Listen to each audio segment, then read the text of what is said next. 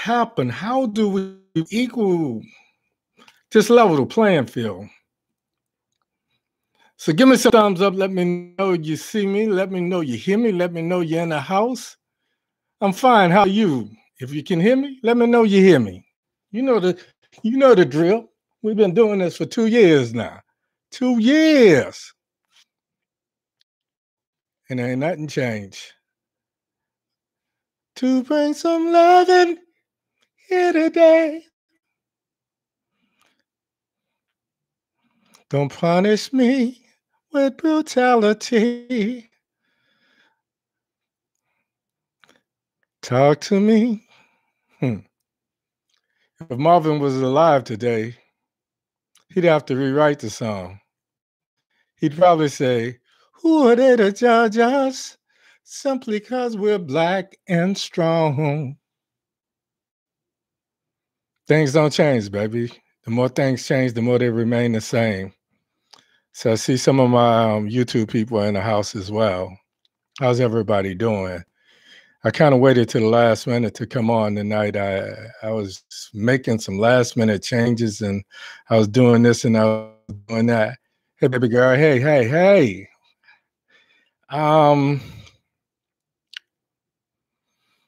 Folks, and I get tired of saying this. I really do. But I think this is probably one of my hardest shows simply because of what's happening.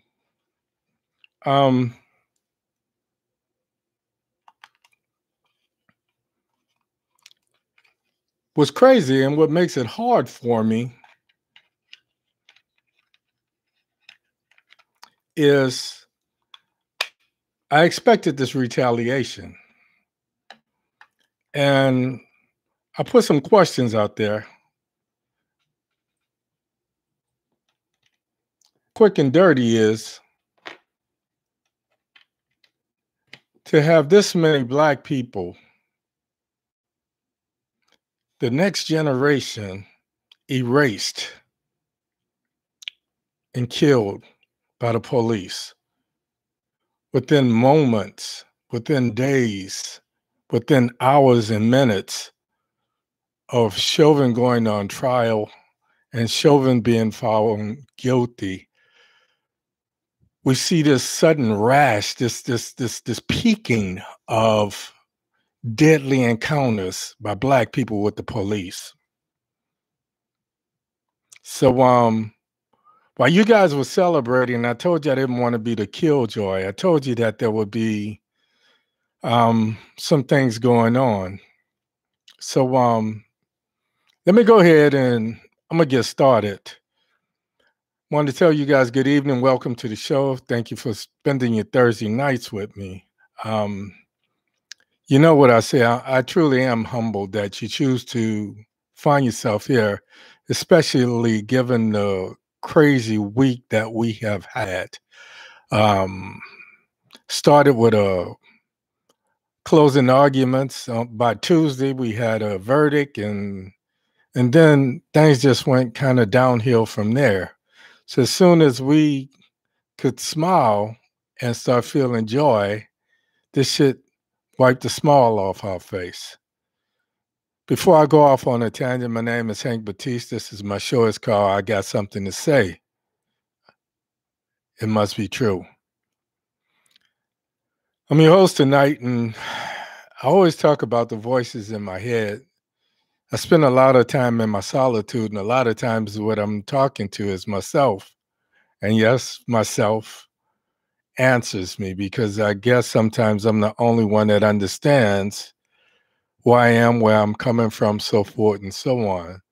So the voices in my head are befuddled, they're confused, and they're amazed. We're trying to understand why when I speak to people of my persuasion, why some black people don't understand my cynicism in our collective odyssey for justice, for equity, for equality in this place that we call America. I feel like a Baptist preacher, but let me just say that one more time. I'm confused. The voices in my head are befuddled.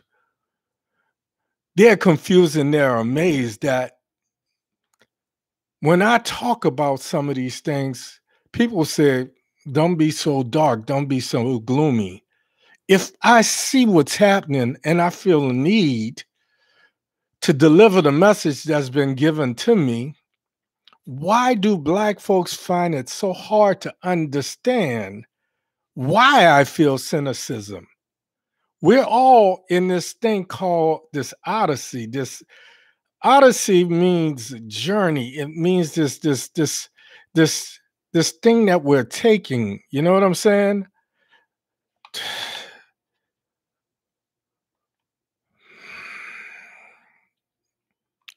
When we call this thing an odyssey, you know, I use the word odyssey. I could have said pilgrimage. You know, I could have said crusade. I could have said our wanderings, our travels, our journey to find equality, to find equity, to find some leveling of the playing field in this place that we call America. So I don't understand why they don't hear me when I say what I say, when I say why I'm so cynical, why it's so hard for me to deliver this message week in and week out.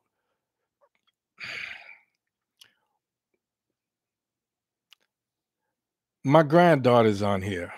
She has two young sons. So, yes, I'm a great grandfather. These young boys are going to grow up to look like Dante. She's what we would call in New Orleans, somewhat high yellow. Her husband is white. My family is from the whitest night to the darkest. I mean, from the whitest morning, a sunrise, the brightest sun to the blackest night. So we don't play the color game in my house. Um, we don't play that in my family. But let me just kind of get on with this. Let me tell you what the show is going to be about tonight. Derek Chauvin was found guilty, and immediately there was a rash of shootings. This brings to mind how organized racism is and how swiftly they retaliate whenever there is a step forward in civil rights. We're going to talk about how racism in policing, in laws, and policy has changed. We're also going to talk about little Dante Wright. One thing they could not say, they couldn't say that this boy was a threat and they feared for their life. The boy had to be no more than 130. I'm going to give him 140 pounds. I'm going to give him that. But he looked more like he was 120, 130 pounds soaking wet. So Kim Potter had 26 years to plot and plan and carry out, come up with this plan and carry out this brilliant plan. Taser, taser, taser. Aim and put one perfectly aimed shot in this boy's chest. The thing that got me, he's so small, it's a wonder the bullet didn't go through him and hit somebody else in the car. It seems that the police has an open season on not just black men. This girl, this 16-year-old, she was supposed to be autistic or what have you. You know that I have an autistic grandson. He's more Asperger's, but he's autistic none the same. And I've always worried about him because he just has this bubbly personality most of the time. But he still has that problem with his social interaction when the autism takes over his ability. We're going to talk about that a little bit. We have to talk about what's really going on in the ranks of, I call the average police force or the avenging police force. And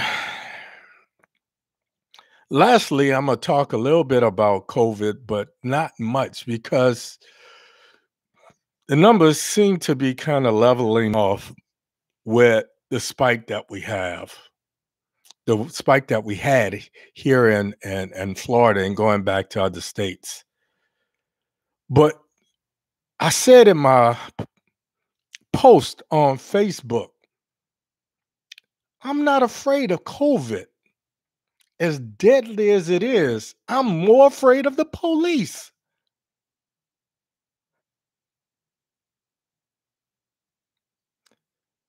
I, s- I have to be quiet. I'm not.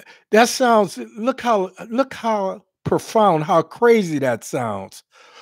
COVID has killed more than 575,000, 570, close to 575,000 people here in America.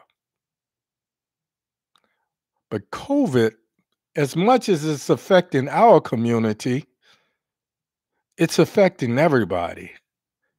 And again, the numbers are disproportionate in our community, but there are things I can do to protect myself from COVID. There's nothing I can do to protect myself from the police. If I put my hands up, I could be shot. If I put my hands on the steering wheel, if I let him know that I'm a former Marine and I have a license to carry, I have a gun, or I have this, I have that, I can still be eliminated, erased. So before I go too far off the deep end, family, my show tonight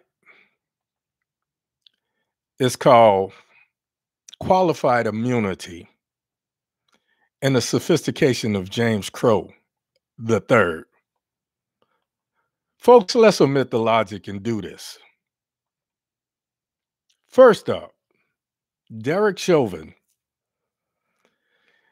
Derek Chauvin is I want to say that he's an anomaly. I want to say that he's different. But when we watched him do what he did, what we saw was about 80% of the police that we see on a daily basis. They have this air of arrogance because when they stop you, you have no power. You can know the Constitution from front to back, from we the people to it means nothing. So they have the power. Derek Chauvin took it upon himself to be the self appointed judge, jury, and executioner. He had his mind made up. There was no way, there was no way he would just issue a ticket. There was no way he was not going to let the situation escalate. He was in control. He had his mind made up. I'm sure he didn't just luck up and do what he did. The only thing worse than this big, beefy, 280-pound cop is the little scrawny cop who had his lunch money taken, who probably was afraid of black guys in school. But now he has a gun and a badge and license to kill. So all of them's names should be James Bond, even though they don't have that air of cool or sophistication.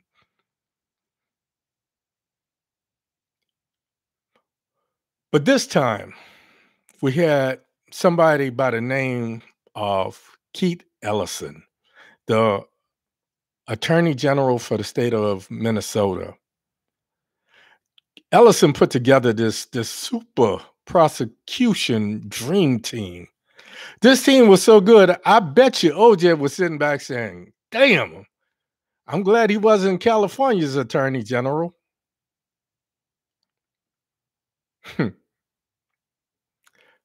I tell these jokes to kind of to bring myself down, but so that this won't be so weight bearing for you as well, family. All of these attorneys were right up there. Um, the star of the show didn't have that air of cool that Johnny Cochran had, rest in peace, JC. But they call him the Johnny Cochran of the Midwest. How about that? And Mr. Jerry Blackwell showed you why. He got up and he did his thing. When Chauvin's defense attorney, all throughout the trial, I kept saying, this cannot be the same attorney who got the police off when he killed Philando Castile. I said, this can't be him. Back in 2016, Philando Castile was shot just outside of Minneapolis by a cop. And I can't make this up. His name was Geronimo Yanez. Yanez. He walked up to the car and said the same thing. Your brake light is out. Your brake light overhead. Only one of the brake lights is working. License, registration, proof of insurance. Do you have it? He says, yes. He gave him some of the stuff and he says, I want you to know that I have a pistol. I'm certified to carry a weapon. And when he started to reach for his identification, this cop put 7 bullets into him. Don't reach, don't reach, don't reach. Well, how the hell can I get the information that you asked me for if I don't reach? How? Please tell me. So then he told his girlfriend, who was seated next to him, and started filming, don't you move. Their daughter was in the back seat. The little girl had the presence of mind. I think she was 3. She had the presence of mind to get out of the car.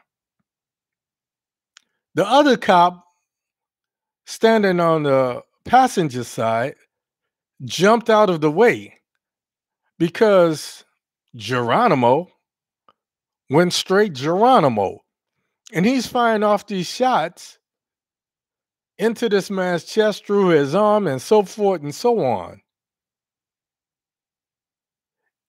And his last words was, I wasn't reaching. I wasn't reaching. I was trying. And he slumped over and died. And the same attorney who got him off represented Derek Chauvin. So one thing I found out, maybe this guy don't perform well when there's a camera watching. Maybe he can pull off the trickery that he tried in his closing argument. I'll talk a little bit about that later.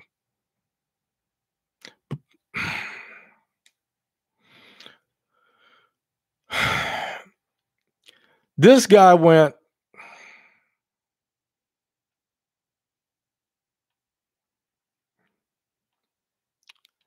He went into his so-called closing argument. He got up and for 2.5 hours, he revisited everybody that testified and he gave his version of what that witness meant to say. And the judge was tired of hearing it because the people in the jury box was shifting and probably tired of hearing it. And he says, we're going to take lunch. So they took about a 40-minute lunch and they came back. And then he went for another hour and a half, I want to say 2 hours. So he talked somewhere between 4.5 to 5 hours. And then Jerry Blackwell, Esquire, stood up.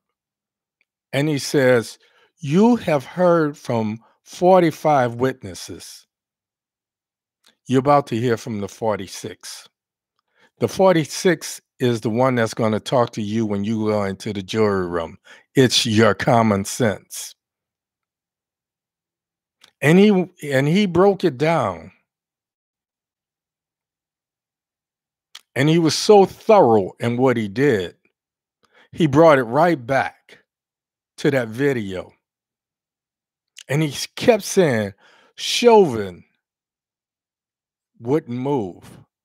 Even though there was someone out there, he didn't administer aid, but there was somebody out there qualified to administer aid, and he wouldn't move. Even when the ambulance came up, they had to tap him on his shoulder for him to take his knee off his neck. So he had in his mind 9 minutes and however it takes. After he stopped moving, after he stopped breathing, he kept his knee there because he didn't want there to be a chance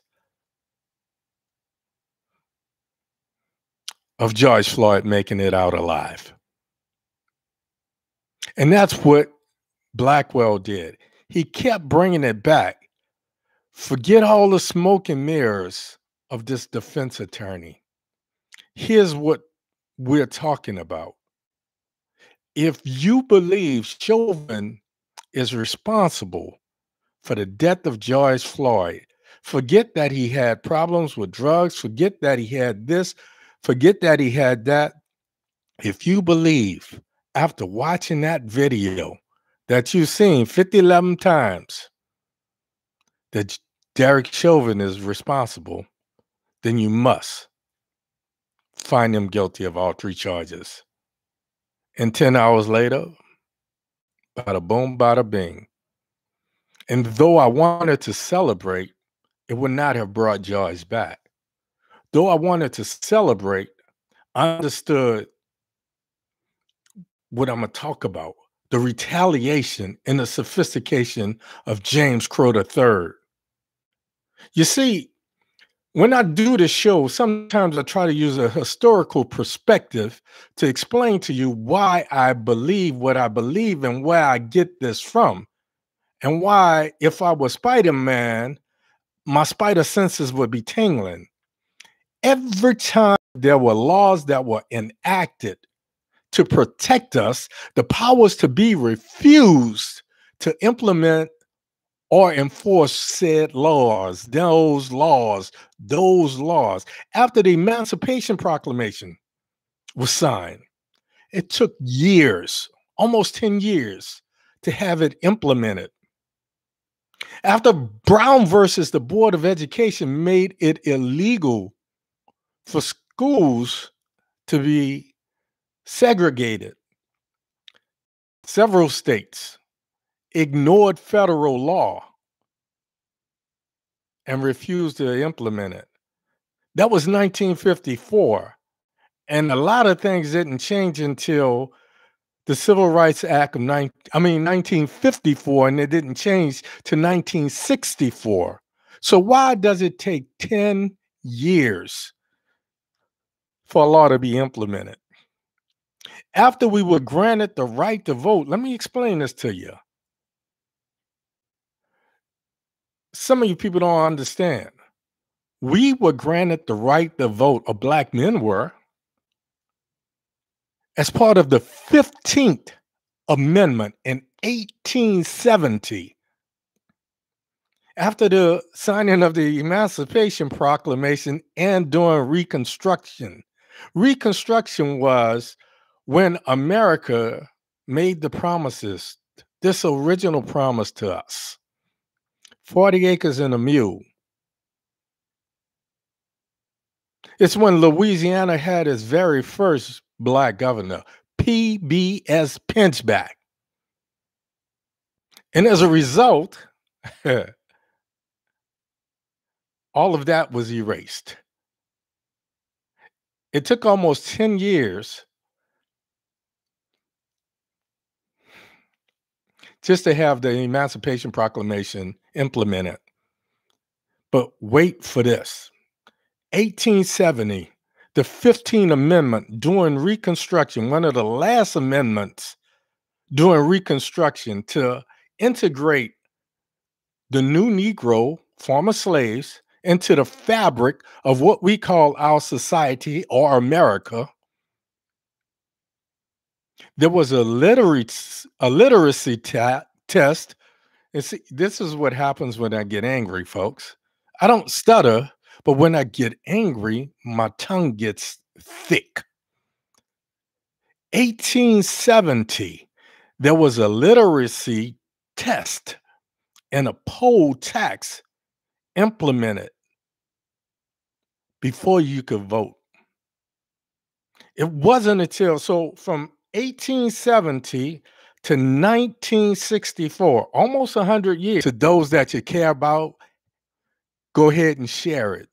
Do watch parties if you have to, because this is important. This is something that really needs to be said. Let me just move on. Our cops are treated like sovereign citizens. A lot of these people really cannot do anything else, so they become police. The sovereign citizenry is a problem because they hide. They hide behind their badge. They hide behind a gun. They hide behind what's called qualified immunity. And the short and dirty of the qualified immunity simply means that they're not personally held liable for their action in the execution of their duties. But here's the caveat. Unless it's deemed that it's out of the realm of what the normal. So what we have to do is start breaking this qualified immunity. That's first. They hide behind, I call it three things here. They hide behind having to make a split decision within seconds. They hide behind, they're usually shielded from personal suits, the qualified immunity, and then they have the police unions that look out for them. So if you lose your job in New Orleans, you can go work in Metairie. If you lose your job in DC, you can go work in PG County. If you lose your job in PG County, you can go work in Montgomery County, and so forth and so on. So there's no laws to them. Policing has always been a racist job, going back to Reconstruction and slavery. It was slave catchers and policemen or sheriffs who took it upon themselves and start putting bounties on slaves because they were property. Now we see the same thing in this day and time, but it's more sophisticated now. When we looked at policing, we thought that if black men became police, they were from the community. So things would change because they could relate to Malik and Pookie and Ray Ray and Miss Edna, Miss Iola, Miss Campbell, and Miss Colbert and Miss Jefferson. Little did we know, instead of changing the police force, the police force changed these black men and these black women. So to exist within the police force, they learned to keep them out closed. They even made excuses within their consciousness so that they could sleep at night when they saw some of the god awful things done. They even thought that maybe Pookie and Ray Ray brought it upon themselves. And they made all black folks look bad. We thought that if there was a civilian oversight committee or commission, things would change. But the problem with this is this city, this commission, this civilian review board, they can only make recommendations. Even when the recommendations are adopted, they're not implemented or enforced. We thought that with the inventions of cell phone cameras, that if police wore body cams, they would behave better because they knew that they were being watched. Again, we were wrong. So that's three strikes. We thought black men would change the force changed them. We thought civilian oversight committees would make them behave. When they made recommendations, they weren't implemented or enforced. And we thought body cams would change things. But then with cell phones and body cams, what they're telling us now is what you thought you saw, you didn't see. You thought you was looking at shit, but that was really sugar. Now there appears to be an open season. Why? Because we have a president who seems to want to make changes for us. And the first thing he talked about is black folks put him in office. The first thing he was going to deal with was systemic racism. And then he chose a black woman. He got a 2-for-1 to be his running mate. So how do they retaliate? They still got an idiot just south of me here in Florida who's still playing puppet master, who's telling them all we got to do is hold on for 2 years and we can change Congress.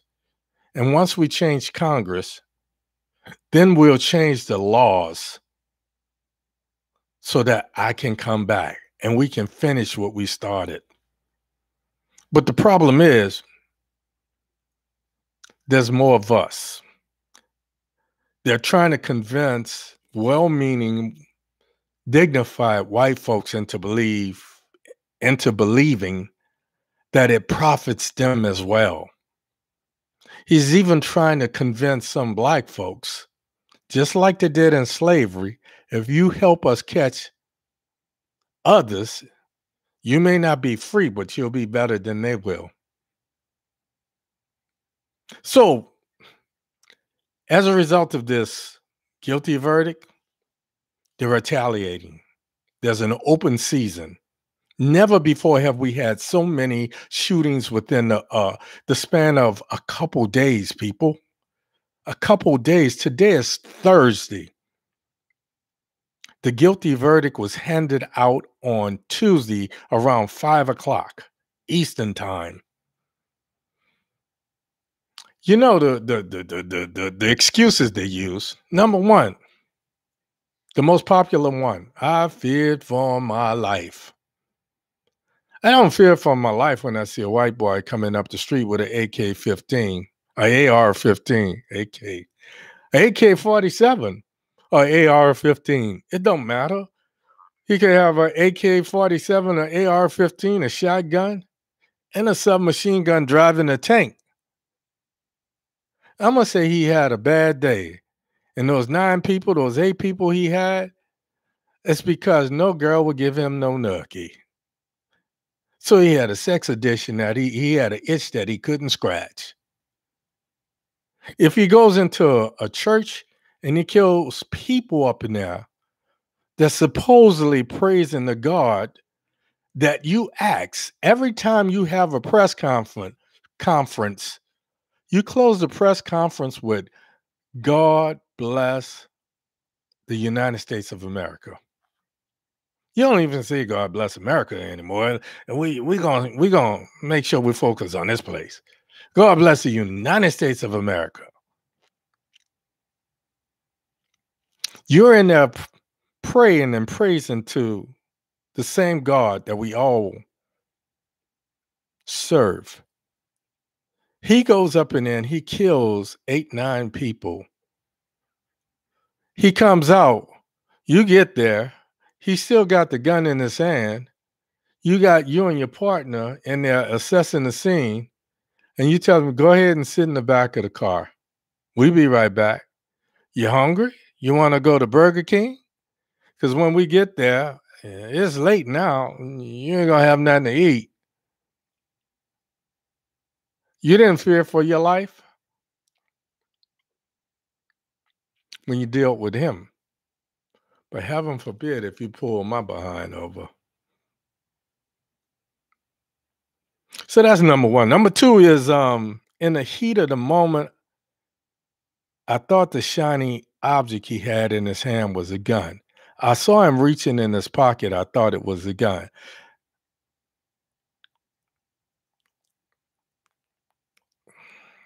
I made a mistake. And that takes us to the new one is, and this is not new because it's been done before. I thought I had my taser when I actually had my service weapon.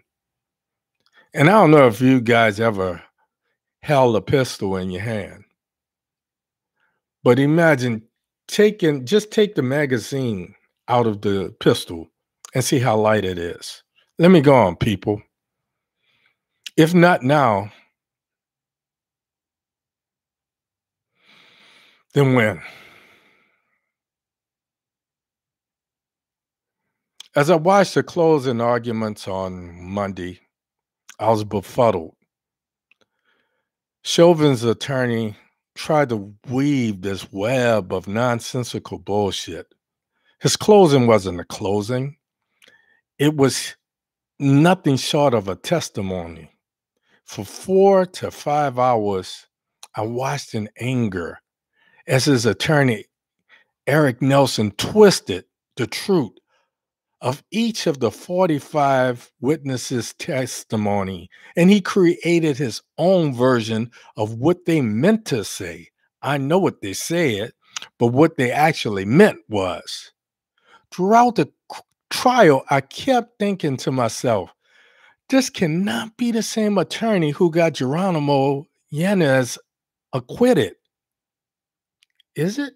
Or is he looking for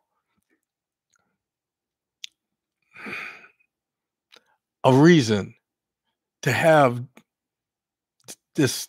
It just got to me.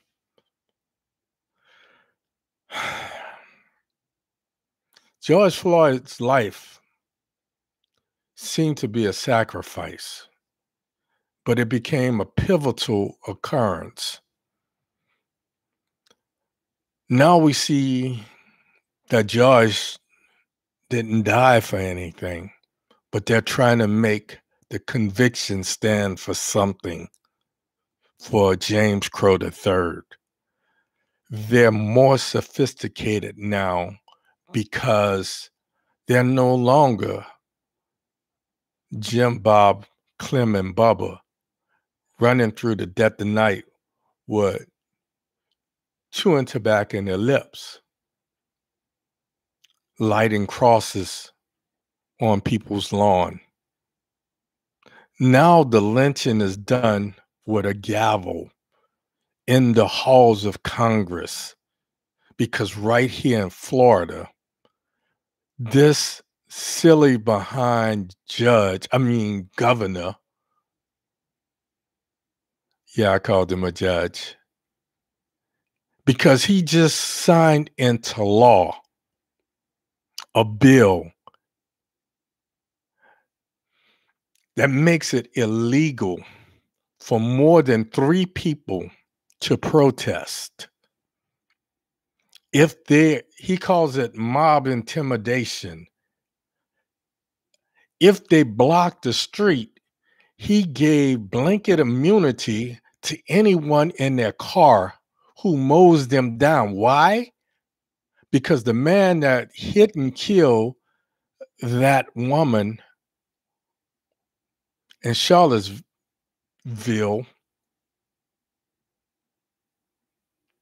was convicted. Over 140 people, probably more than that, were arrested in Brooklyn Center 4 nights leading up to the 5 nights, whatever. Folks, I wanted to talk about Fauci. I wanted to talk about the thing between him and Jim Jordan. And, I wanted to talk about it because Jim Jordan is the personification of the sophistication compounded by this conundrum, what I call ignorance. This dude was a wrestling coach. He studied law at Capital University in Ohio. And I want to say that it's a third-rate university. But after he came out, he never even took the bar exam. But he had the audacity to want to litigate for Trump. Folks, I could go on and on. He decided that he was going to go off on Fauci. Now, Fauci, on the other hand, Fauci's credentials are stellar.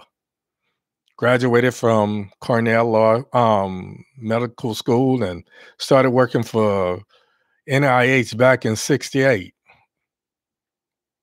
Became the head of allergy and infectious diseases, was offered the directorship of NIH, and he refused it several times. Now, I'm going to tell you this. If not now, then when? Those were the words of Martin Luther King. Folks, we have to stay together. When I appear to be the killjoy who's spoiling the celebration, it's because I used to say this is chess, not checkers. No, this shit is, we're sitting in a casino and the cards are marked. And there's no way we can win unless we can change the deck.